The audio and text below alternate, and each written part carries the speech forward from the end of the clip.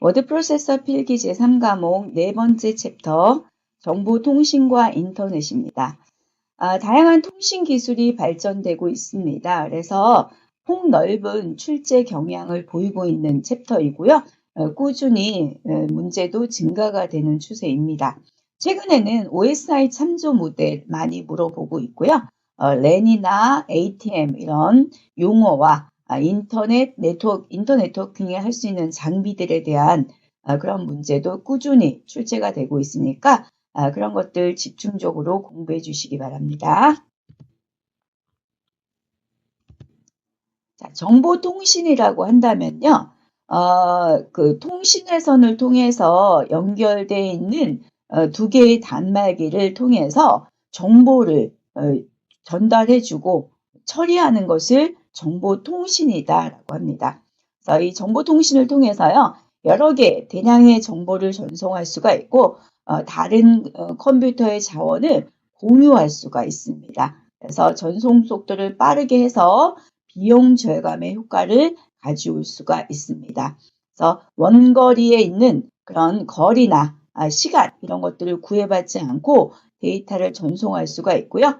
에러 채택 방식 이런 것들을 고안을 해서 데이터의 신뢰성을 높여줄 수 있도록 하고 있습니다. 자, 여기서 여러분들이 공부해야 할 방향은요. 일단 정보통신 시스템은 크게 데이터 전송계와 처리계로 나눈다는 거죠. 그래서 여기 송신자의 정보를 원격지에 떨어져 있는 수신자한테 정보를 전송을 해주는 시스템입니다. 그래서 이 송신자 측에서 정보를 전송하는 거죠. 그래서 여기까지를 이제 송신자 측에 단말 장치가 있을 겁니다. 그 다음에 전송 회선이 있고요. 그리고 요 사이에 모뎀이라는 게 있습니다. 모뎀은 신호 변환 장치다라고 합니다. 통신회선이 있고요. 여기에 이제 CCU 정보를 오류를 있는지 이런 거 검사해 준 다음에 제어해 주는 장치가 되겠습니다. 여기까지를 정보를 전송한다. 그래서 전송계라고 합니다. 그 다음에 이제 이 수신자 측에서는 CCU를 통해서 들어오는 이 데이터를 가지고 새로운 정보를 또 만들어 나가거나 다른 주변 장치로 전송을 해줄 수가 있습니다. 그래서 여기부터는요, 처리계다라고 합니다. 자, 여기서 전송계인지 처리계인지 일단 구별을 해줘야 되겠고요. 처리계에는 CPU, 중앙처리장치와 기타 주변 장치가 있고, 나머지 것들은 다 전송계에 있다. 이렇게 구별해서 공부를 해주시기 바라고요. 전송장치의 데이터 잔말장치, 회선, 통신 제어장치 CCU라고 하고요. 데이터의 송수신을 담당을 해주고 있습니다.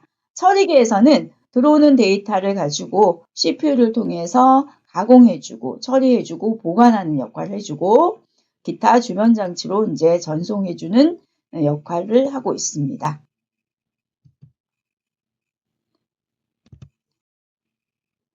자, 데이터 전송계에서 모뎀이 있습니다.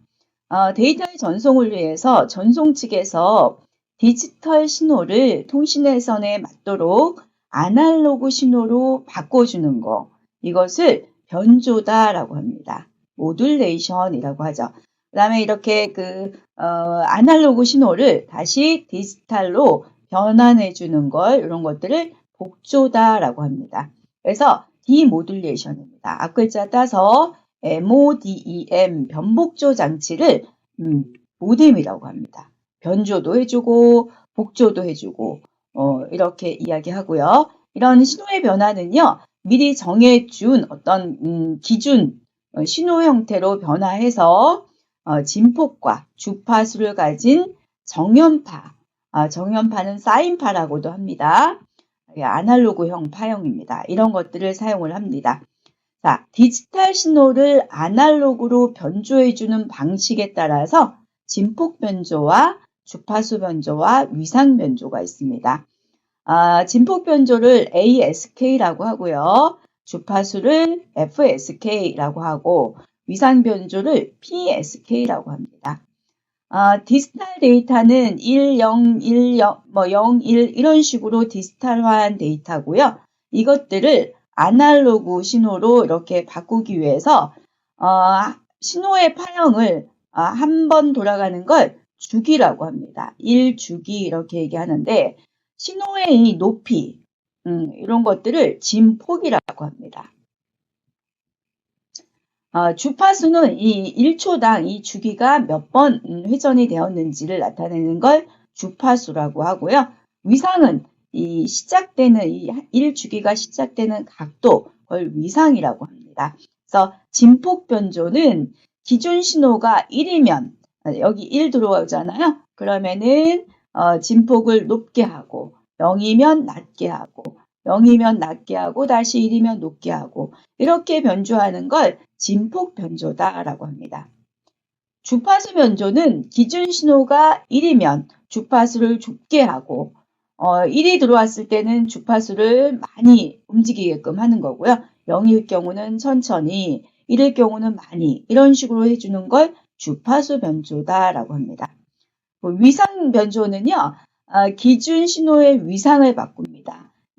두 개씩 사용하기도 하고요. 4개씩 사용하기도 하고 8개도 있고 이렇게 몇 비트를 사용하냐에 따라 다른데 만약에 2개를 한 비트씩으로 할 경우는 1일 경우는 이제 이쪽을 0도라고 하고 이쪽을 90도, 여기를 180도, 여기가 270도입니다. 1일 경우는 이제 0도 방향으로 회전이 되고요. 0이다 그러면 180도로 이런 식으로 회전이 됩니다.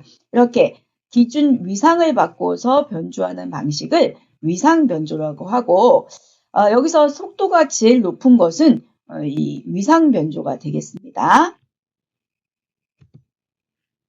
다음은 통신 제어 장치입니다. CCU라고 하는데요.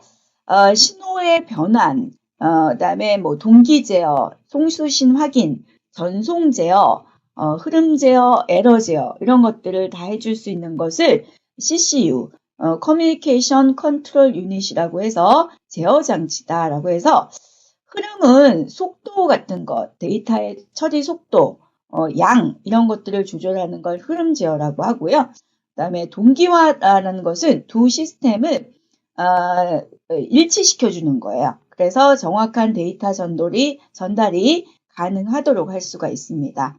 에러 제어는 오류를 최소화시켜 줄 수 있는 기술이 되겠습니다. 자, 다음은 전송 매체입니다. 자, 송신자가 수신자한테 정보를 전송하기 위해서는 통신 회선으로 연결이 되어 있어야 됩니다. 이 통신 회선에 사용하는 매체를 전송 매체다라고 하고요. 여기에는 이제 유선 매체도 있고요. 무선 매체도 있습니다. 근데 여기 소개시켜준 이 트위스트 페어 케이블, 동축 케이블, 광 케이블은 유선 매체가 되겠습니다. 트위스트 페어 케이블은 구리선을 꼬아서 만든 그러한 통신 매체가 되고요. 속도가 느립니다. 신호가 점점 약해지는 감쇄 현상과 잡음이 많습니다. 그런데 싸고 가볍기 때문에 아직 널리 사용하고 있는 통신 매체가 되겠습니다. 동축 케이블은요, 이제 그 트위스트 페어 케이블보다는 좀 더 넓은 대역과 전송률을 가지고 있고, 고주파 전송이 가능합니다. 장거리 전화나 우리 그 TV 방송, 케이블 TV의 뒤에 보면 굵은 케이블이 있습니다. 이럴 때 사용해주는 매체가 동축 케이블입니다. 그 다음에 이제 광 케이블, 이게 아주 현재 많이 쓰고 굉장히 빠르고 가볍습니다. 손실률도 적고요. 다른 매체에 비해서 굉장히 대역폭도 넓고 그 다음에 데이터 전송률도 뛰어나기 때문에 널리 사용하고 그럼으로 인해서 시험에도 자주 출제되는 통신 매체가 되겠습니다. 요거에 대해서 다른 거보다는 이 트위스트 페어나 동축 케이블보다는 훨씬 더 많이 대량으로 전송할 수가 있고 안정적으로 전송할 수 있다. 초기에 설치 비용은 있지만요. 널리 시간이 흐를수록 많이 사용할 수가 있다라는 거고요. 그 다음에 리피터라는 것은 이제 그 어떤 신호가 먼 거리까지 가기 위해서는 신호가 점점 감쇄가 되는데 그래서 리피터를 설치를 해서 신호를 증폭시켜서 전달해주는 장치를 리피터라고 하는데 그런 간격 자체가 넓게 설치할 수가 있다라는 거죠. 요 세 가지 그 매체에 대해서 비교를 해주시기 바랍니다. 트위스트 페어 케이블 같은 경우는 속도가 한 100메가 나오고요. 이거는 이제 동축 케이블은 이제 10에서 100메가 이상이 나옵니다. 근데 이제 광 케이블 같은 경우는 뭐 100메가에서 기가 이상까지도 속도가 나오고 있고요. 그리고 전송 거리가 트위스트 페어는 100m라면 여기 동축 케이블 같은 경우는 80km까지 전송이 되고 광 케이블은 더 이상 100km 이상이 되고 있습니다.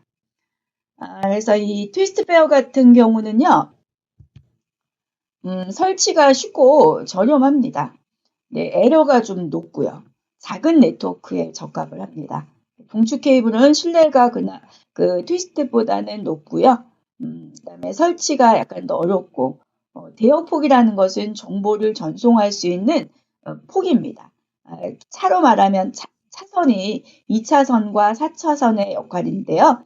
2차선보다는 4차선이 훨씬 더 많이 갈 수가 있잖아요. 대역폭이 넓으면 그만큼 전송률이 좋다라고 합니다.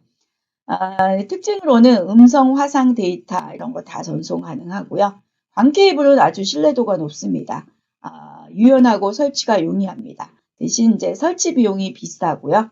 음성, 화상 데이터 다 전송 가능하고 이 광 케이블에 대해서 꼭 기억해 주시기 바랍니다. 다음은 이제 전송 과정인데요.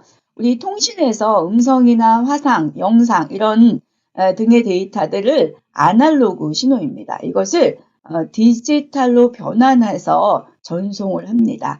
그래서 이런 곡선 형태의 아날로그 파를 사인 웨이브, 정연파라고 합니다. 이런 식으로 표시가 되고요. 디지털은 이제 딱딱 끊어져 있어 표시하는 걸 구형파, 스퀘어 웨이브라고 합니다.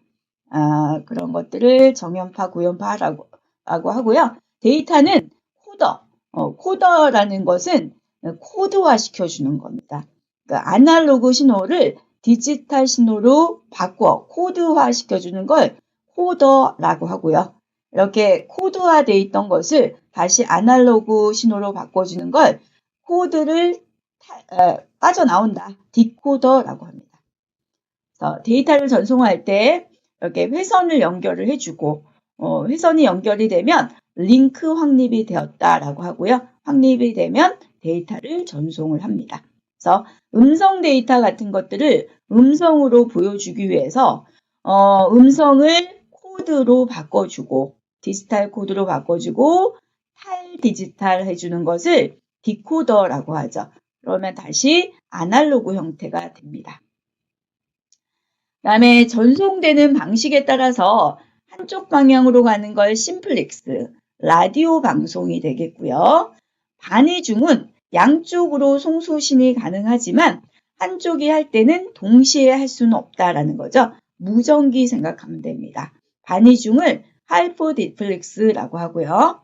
그 다음에 풀 디플렉스는 전이중이라고 합니다. 동시에 서로 송수신이 가능합니다. 전화 같은 것들은 풀 디플렉스 방식이라고 합니다. 우리 전송을 할 때 속도 단위가 있습니다. bps는요, 비트 퍼 세컨드입니다. 비트 퍼 세컨드, 초당 몇 비트를 전송할 수 있느냐, 이것을 bps라고 합니다. 자, 예를 들어서 2400 bps다. 초당 2400개의 비트를 전송한다는 뜻이야. 비트는 0과 1로 구성이 되어 있기 때문에 이런 것들을 1초당 2400비트를 전송할 수 있다라는 뜻이 됩니다. 그 다음에 보는 초당 신호 또는 상태 변화 수입니다. 자, 1초 동안에 몇 번의 이렇게 신호 변환이 일어났느냐, 이것을 이제 보라는 단위로 사용을 하고 있습니다.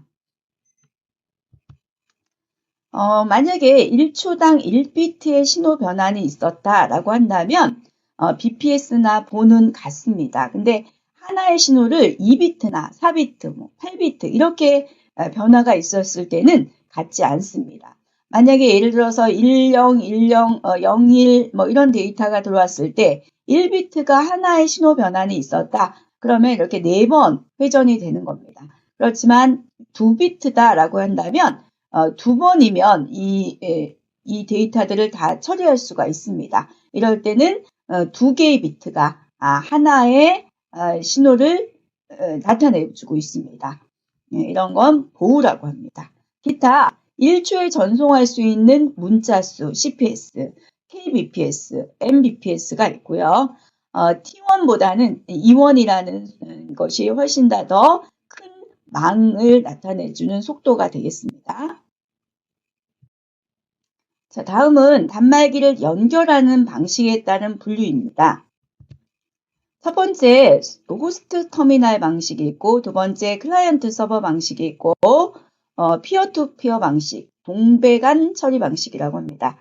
호스트 터미널 방식은요, 전체를 제어해주는 호스트 단말기가 있고요.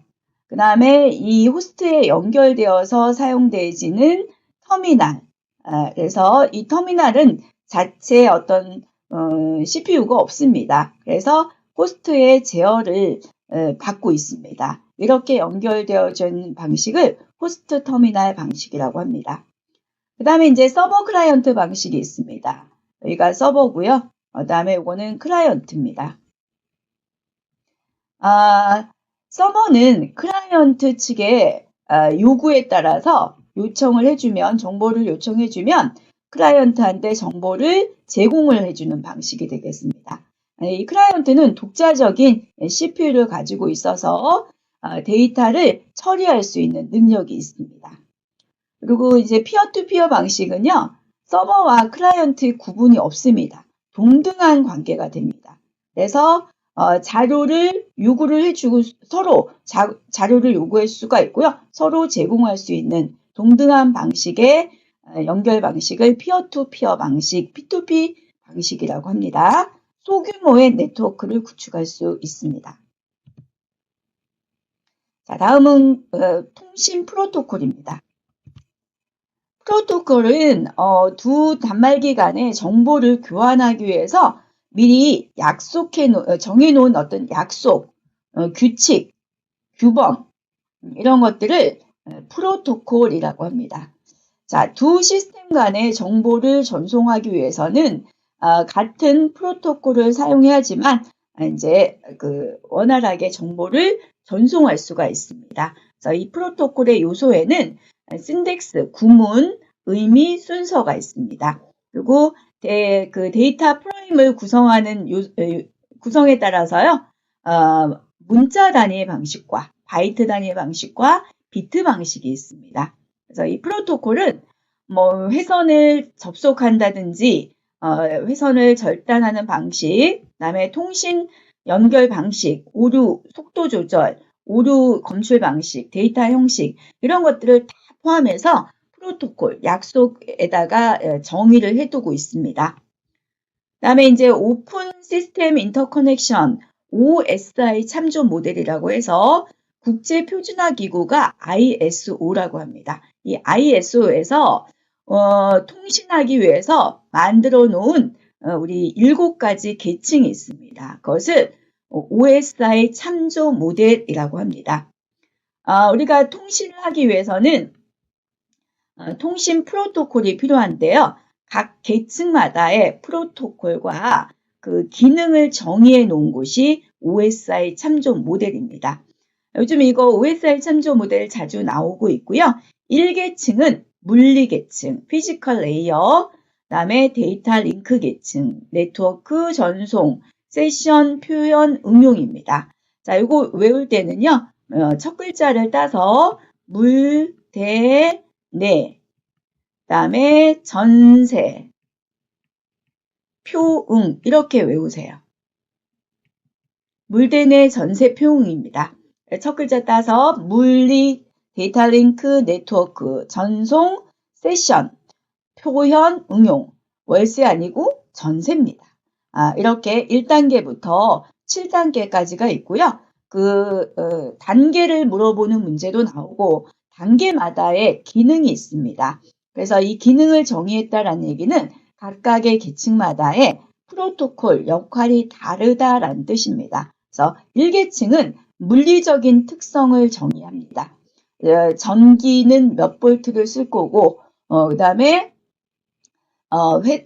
포트는 몇 포트를 쓸 거고, 어떤 이런 물리적인 특성, 그런 것들에 대해서 정의해 놓은 것을 물리계층이라고 하고요. 데이터 링크 계층은 이렇게 물리계층에서 이제 사용되진 매체를 이용해서 안정적으로 데이터를 전송을 해줍니다. 그래서 오류라든지 이제 데이터 링크라는 것은 접속이 되었다라는 뜻입니다. 그런 것들이 되었는지 이런 것들을 확립해주고 유지해주는 기능을 하고 있고요. 네트워크 계층은 이제 그 네트워크 접속에 필요한 데이터 교환을 하고 있고요. 전송은 신뢰성 있는 전송을 해줍니다. 그래서 에러 점검과 흐름 제어 이런 거 담당해주고 있고요. 그 다음에 세션은 다이얼로그, 대화 설정을 해준다라는 거죠. 표현 계층은 형식을 지정을 합니다. 압축 형식이라든지 암호화, 복호화하는 방법 이런 것들에 대한 정의를 해주고 있고요. 응용 계층은 이제 실제적으로 사용자가 응용 프로그램을 이용해서 전송하는 계층이 되겠습니다. 그래서 맨 밑에가 물리 계층이고요. 맨 위에 사용자가 있는 계층은 이 응용 계층이 되겠습니다. 자, 다음은 인터 네트워크입니다. 자, 이거는 인터넷하고 네트워크의 합성어입니다. 여러 개의 네트워크를 이제 하나로 연결을 해주는 방법입니다. 그러기 위해서는 여러 가지의 장치가 필요합니다. 허브라는 장치가 있는데요. 두 개의 서로 다른 네트워크를 연결을 해줍니다. 그런데 이제 가까이 있는 그런 컴퓨터끼를 연결해서 상호 이제 정보를 교환하기 위한 그런 장치를 허브라고 합니다.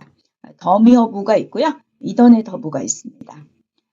그리고 이제 리피터가 있는데요. 이거는 이제 받은 신호를 원거리까지 전달을 하기 위해서 A라는 단말기와 B라는 단말기가 있는데 이게 이제 많이 원거리로 흩어져 있단 말이에요. 그러면 신호가 점점 가다 보면은 감세, 약해집니다. 그랬을 때 이것을 증폭을 시켜서 원거리까지 보내주기 위한 장비, 이것을 리피터다라고 합니다. 자, 그 다음에 이제 브릿지인데요. 요거는 데이터 링크 계층, 우리 OSI에서 2계층에 해당되는 것이 데이터 링크 계층입니다. 이 데이터 링크 계층에서 두 개의 네트워크를 연결을 해주고요. 그 다음에 이제 패킷은 데이터입니다. 이 데이터를 적절하게 연결시켜서 오류를 필터링 해주는 그런 장비들을 브릿지라고 합니다. 그 다음에 이제 라우터가 있습니다. 요거는 이제 네트워크 계층에서 사용해주는 장비입니다. 그래서 브릿지나 라우터에 대한 정보를 알고 있으면서 어떤 네트워크 메시지를 보낼 때 최적의 경로를 설정해 주는 거야.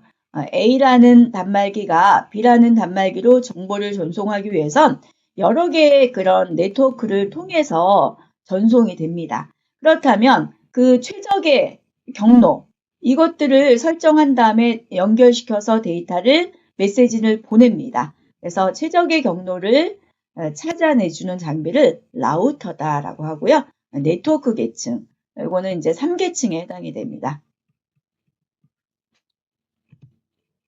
자, 다음은 이제 게이트웨이인데요. 자, 이것은 전 계층에서 다 사용을 하고 있습니다. 두 개의 서로 다른 네트워크를 접속하는 장비인데요. 여기 보면은 1계층 물리계층부터 7계층 응용계층까지가 있는데 이 게이트웨이는 전 계층을 다 아우르는 이제 장비가 되겠습니다. 여기 라우터는 네트워크 계층, 브릿지는 2계층, 물리계층에는 리피터도 있고 허브도 있습니다.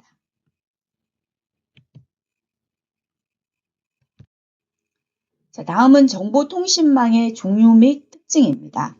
랜이라고 한다면 근거리 통신망이에요. 같은 회사나 학교, 연구소, 어떤 특정 지역 내에서 여러 개의 그런 컴퓨터를 연결을 해서 정보를 전송할 수 있는 그런 통신망입니다. 가까운 거리의 통신망이에요. 실시간 처리 가능하고요. 고속 통신이 가능합니다. 오류율이 낮아서 신뢰성 있는 정보를 전송할 수가 있습니다. 그 연결하는 방식에 따라서 스타형, 중앙 집중형이라고 합니다. 중앙에 있는 단말기와 원거리의 단말기가 1대1로 연결이 되어 있고요. 버스형 같은 경우는 중앙에 이렇게 고속의 회선이 있고요. 양쪽에 이렇게 단말기가 연결되어 있습니다. 링형은요, 이렇게 원형으로 단말기가 연결이 되어 있고요. 예, 망형, 메쉬형이라고 하는데요. 이것은 모든 단말기가 다 그물처럼 연결이 되어 있습니다. 그래서 회선이 아주 많이 사용이 되고 있습니다. 그리고 이제 트리형은요, 이제 요건 중앙 단말기가 있고 이거와 연결되어 있는 계층 구조형으로 되어 있습니다. 분산 처리에 많이 사용하고 있는 그런 네트워크 연결 방식이 되겠습니다. 이 네트워크를 접근하기 위한 랜 접근 방식 4가지가 있습니다. CSMA CD 이거 많이 쓰고 있고요. 토큰 패싱, 토큰 버스, 토큰 링 이렇게 있습니다. 우리가 이제 만약에 이렇게 그 근거리 통신망을 버스형으로 이렇게 연결이 되어 있다라고 한다면 여기에 이제 중앙에 고속회선이 있고요. 양쪽에 이런 식으로 단말기를 연결을 해서 사용하는 거 이런 걸 지금 버스형이라고 합니다. 그러면 정보를 A라는 단말기에서 만약에 A, B, C, D라고 이렇게 이름을 붙여준다면 A라는 단말기에서 E라는 단말기한테 정보를 보내려고 한다면 이 A에서 이렇게 연결시켜서 정보를 보내면 되겠죠. 그런데 이 정보를 전송할 때 여기 지금 전송회선을 사용 중이 아닐 때만 보내야 됩니다. 그래서 CSMA CD 같은 경우는 전송 매체를 감시를 하다가 신호가 있으면 기다리고요. 즉 사용 중이면 기다리고 신호가 없으면 그때 전송하는 방식입니다. 이것을 CSMA CD라고 합니다. 근데 이제 토큰이라는 방식을 쓸 경우는 작은 그 데이터 이것을 토큰이라고 합니다. 그래서 이 토큰을 받은 단말기가 정보를 전송할 수 있도록 하는 방식을 토큰 방식이라고 합니다. 토큰 패싱이라는 게 토큰이라는 작은 데이터 패킷을 이용해서 이것이 이제 손해를 하는 겁니다. 그래서 이 토큰을 받은 단말기가 송신권을 얻는 방식이 됩니다. 그래서 토큰 버스와 링이 있는데요. 물리적으로 토큰 버스는 이렇게 버스형으로 되어 있는 거고요. 이런 식으로 버스 형태로 되어 있고 토큰 링은 물리적으로는 이제 버스 형태지만 이렇게 원형으로 A, B, E, D 이런 식으로 원형으로 구성되어 있는 걸 토큰 링이다라고 합니다. 그래서 토큰이 A에 가 있으면 A가 보낼 수가 있는 거고요. B 단말기에 가 있으면 B가 보낼 수가 있고 E, D 이런 식으로 순서를 정해서 송신권을 얻은 단말기가 정보를 송신할 수 있는 그런 방식이 되겠습니다. 그다음에 다음은 이제 랜의 전송 방식에 따라서 베이스밴드 방식과 브로드밴드 방식, 캐리어 밴드 방식이 있습니다.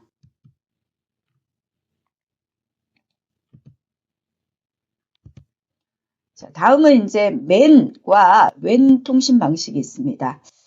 우리가 네트워크 규모에 따라서 LAN, 근거리 통신망이 있고요. 이거보다 규모가 좀 더 큰 것은 도시 통신망이라고 해서 MAN이 있습니다. 그 다음에 이제 국가 규모의 통신망 그러면은 WAN, 와이드 에어리어 네트워크가 있습니다. 그래서 규모에 따라서 이렇게 점점 크기가 커진다라는 거 알아두시고요. 그 다음에 배는 부가가치 통신망이라고 합니다. Value Added Network입니다. 어떤 공중통신 사업자로부터 회선을 빌려서 여기에 어떤 가치를 더 부과해서 판매하는 통신망입니다. 그러니까 ATM이라는 기계 있잖아요. 그것도 마찬가지입니다. 어떤 통신업자로부터 회선을 빌려서 여기에 이제 우리가 돈을 입출금할 수 있는 그런 가치를 더 부여한 겁니다. 그래서 재판매하는 통신망이 되겠고요. 홈뱅킹도 마찬가지입니다. 그런 식으로 가치를 더 넣어서 판매하는 통신망입니다. 그 다음에 ISDN은요, 종합정보통신망이라고 합니다. 하나의 회선을 통해서 음성이면 아날로그 데이터입니다. 이미지나 동영상, 텍스트, 이런 디지털 데이터, 이런 것들을 하나의 데이터 통신, 즉 디지털 네트워크로 묶어서 만든 통신망, 이것을 ISDN이라고 했습니다. 이 이전에는 아날로그 회선이 따로 있었고요. 그 다음에 디지털 회선이 따로 있었습니다. 그랬는데 이걸 묶어서 하나의 디지털로 묶어서 여러 개의 데이터를 한꺼번에 전송할 수 있는 통신망 ISDN입니다. 자, 여기에 이제 넓은 내역을 사용해 주는 게 브로드밴드 ISDN입니다. 광 케이블이 이제 만들어지면서 종합정보통신망이 되고요. 여기에 이제 대용량의 데이터들을 전송할 수 있는 통신망, 이것을 ISDN이라고 합니다. 여기서 이제 사용하는 방식이 핵심 기술이라고 하는데 ATM이라는 기술을 쓴다. 이거 알아두시고요. ISDN보다는 좀 더 진화된 데이터나 음성, 초고화질 이런 것까지도 손쉽게 전송할 수가 있고요. 이 ATM이라는 것은 비동기예요. 비동기 전송 모드다라고 해서 어떤 고정 길이의 블럭인 ATM 셀에다가 데이터를 순차적으로 전송합니다. 이 ATM은 셀이라는 단위로 정보를 전송을 하는데 이 셀의 크기가 53바이트예요. 앞에 5바이트는 헤더 정보, 주소 정보가 들어가고요. 뒤에 48바이트는 데이터가 들어갑니다. 두 개를 합쳐서 53바이트라는 크기의 셀로 데이터를 연속적으로 전송하는 방식이 되겠습니다. 그래서 이 53이라는 이거 기억을 해주시기 바랍니다. 자, 다음은 ADSL입니다. 이 A라는 것은요, 비대칭 디지털 가입자 회선이라고 합니다. 비대칭이라고 한다면은요, 업로드하고 다운로드 속도가 다른 겁니다. 기존의 그런 전화국과 가정이 1대1로 전화선으로 연결이 되어 있는데 이것을 서로 다른 주파수로 데이터를 보내서 빠르게 전송할 수 있는 통신망입니다. 전화국하고 전송 거리에 따라서 1.5 속도다라고 한다면 약 5.5km까지 전송 제한을 두고요. 그보다 속도가 높은 6Mbps다라고 한다면 1.8km까지 전송 제한을 받을 수가 있습니다. 예전에는 이 ADS에 대한 그런 문제가 많이 출제가 되었습니다. 자, 이게 이제 발전이 돼서 VDSL이 됐습니다. 초고속 디지털 가입자 회선입니다. ADSL보다는 전송 거리가 짧은 구간에서 고속의 데이터를 전송할 수 있는 기술이고요. 업로드하고 다운로드 속도가 동일합니다. 인터넷 방송이나 고화질 TV, HDTV죠. VOD, 화상 시스템 이런 것들을 모아서 볼 수 있는 그런 주문형 비디오 서비스 이런 것들에 활용하는 통신망이 되겠습니다.